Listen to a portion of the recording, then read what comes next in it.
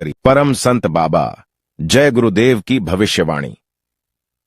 इस कलयुग में सतयुग आने के बड़ी भविष्यवाणी सबको चौंका देने वाली है। बाबा जय गुरुदेव जी महाराज अपने सत्संग के दौरान इस भविष्यवाणी को बताते हुए बोले कि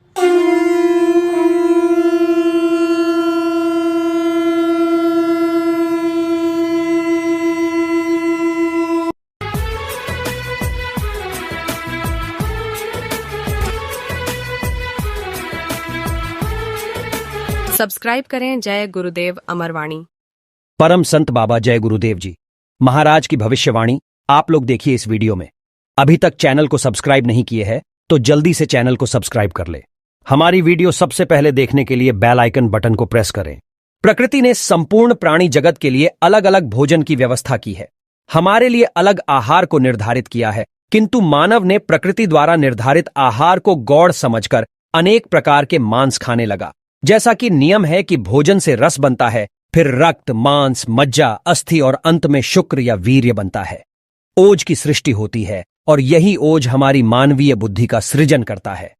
अज्ञानतावश अखाद्य पदार्थों के खाने से हमारी ओज शक्ति शून्य हो गई और शून्य के स्तर पर पहुंच गई और हम मानव होते हुए पशुवत हो गए। परिणाम ये हुआ कि पहले हम गिरे, फिर परिवार नष्ट हुआ, उसके बाद व्यवस्था नष्ट हुई। व्यवस्था के नष्ट होने से राज्य भ्रष्ट हो गया और आज संपूर्ण व्यवस्था और मानवता नष्ट हो चुकी है। आज मनुष्य खुलेआम हत्या में लिप्त हो गया है, जिसके कारण अकाल मृत्यु हो रही है और जीव आत्माएं प्रेत योनि में चली जा रही हैं। बच्चे और बच्चियों के चरित्र गिर गए हैं। आज संपूर्ण मानवता पथभ्रष्ट होकर अज्ञानता और दुख की खाई में गिरकर चीत्कार कर रही है। अब दुखों से छुटकारे का मूल स्थान संतों की शरण है। बगैर उनकी शरण में गए अब मानव मात्र का कल्याण असंभव है। अगर अब भी चेतना नहीं आई तो प्रकृति अपने तरीके से काम करेगी और सबको दंड मिलेगा, व्यापक संहार होगा। कुदरत के नियमों के विपरीत लोगों का आचरण होने लगा है और भ्रूण हत्याएं होने लगी हैं, जिसके कारण कुदरत सख्त नाराज है। महात्मा कहते हैं कि ऐसे समय में काल की शक्तियां सबको कर्मानुसार सजा देती हैं। महात्मा कहते हैं कि कुदरत के एक तमाचे में लोगों को होश आ जाएगी। परिवर्तन होगा, अब जल्द होगा। कुदरत संकेत देने लगी है। इस बात को याद रखना चाहिए कि कुदरत बड़ी कठोर है। जब तक मनुष्य बुराइयों को त्याग कर सत्य और धर्म को अपनाता नहीं है, तब तक उसे सुख और चैन नहीं मिलेगा। कुदरत का डंडा जब बजता है तब मनुष्य धर्म की ओर मुड़ता है। अगर नहीं मुड़ता है तो ऐसे दुष्टों का खात्मा कुदरत कर देती है। जब पापों का घड़ा भर जाता है तब धरती पर उथल पुथल होती है, वह चाहे अग्नि से हो, वायु से हो, धरती से हो, आकाश से हो। ठीक यही स्थिति वर्तमान में है।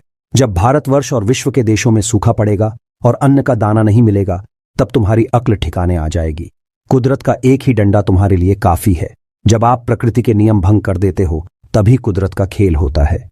पहले धीरे धीरे वह घेरती है, फिर अचानक में हमला कर देती है। उसके एक डंडे में करोड़ों धाराशायी हो जाते हैं। जब कुदरत की मार पड़ेगी तब शाम को कुछ और, जब सवेरे उठोगे तो नजारा कुछ और दिखाई पड़ेगा। आप जगे नहीं और बच्चे बच्चियों को शाकाहारी नहीं बनाया तो यह सब दर्द भरा दृश्य देखने को मिलेगा। जिन बातों को आप सोच भी नहीं सकते वह सब देखने को मिलेगा। मैं पहले से कहता आ रहा हूं कि सब लोग शाकाहारी हो जाओ। दुख की तरफ सब लोग जा रहे हो गड्ढे में गिरने के लिए, इसलिए फिर कहता हूं कि शाकाहारी हो जाओ तो बचाव हो जाएगा। शराब पीना छोड़ दो, ये तुमको और तुम्हारे परिवार को बर्बाद कर देगा। मां, बहन, बेटी की पहचान खत्म कर देगा।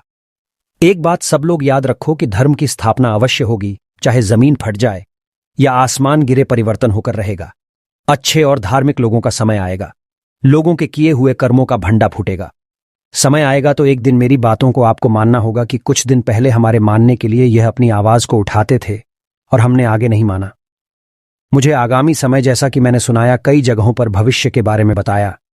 अगर मनुष्य आज तुम नहीं मानते हो, भगवान की चिंता नहीं करते हो, तो हत्या, कपट, छल, झूठ, शराब, मांसाहार, अपराध का फल आपके सामने आएगा। आगे मुसीबत तो भारी आएगी। अगर तुम उन मुसीबतों और कोहराम से बचना चाहते हो तो संकल्प करो कि मांस, शराब, तोड़फोड़, हड़ताल, आगजनी, अनैतिक कार्य, इन सब से दूर रहोगे। फिर प्रभु की तुम पर दया होगी और आपके ऊपर केवल 4 आने तकलीफ आएगी और उसको बर्दाश्त करने की शक्ति भी मालिक देगा। याद रखो, अगर तुमने बातों को नहीं माना तो 16 आने से 18 आने तक तकलीफें आएंगी और तुम्हें रोना और भोगना पड़ेगा। अभी तुमको समझाया जा रहा है और माफी मिल सकती है, किंतु न्याय के लख्त पर बैठने पर माफी का प्रश्न ही नहीं उठता है। जैसा भी करोगे उसका फैसला तुम्हारे सामने आएगा। जब पृथ्वी पर पाप बढ़ जाता है तब ईश्वर की पार्लियामेंट में अधर्मियों के विनाश की और अच्छे लोगों की रक्षा की एक रील तैयार की जाती है। इसी रील के अनुसार कुदरत अपना काम करती है। इससे पहले इस भूमंडल पर जो संत रहते हैं उनसे उस रील को पास कराना आवश्यक होता है। संत सत्य पुरुष के रूप में होते हैं और सर्वसम्मत होते हैं। बिना उनके मर्जी के यह काम नहीं हो सकता है। अत वह जीवों पर दया करके उनको एक लक्ष्मण रेखा के अंतर्गत लेना चाहते हैं जिससे उनकी रक्षा हो सके।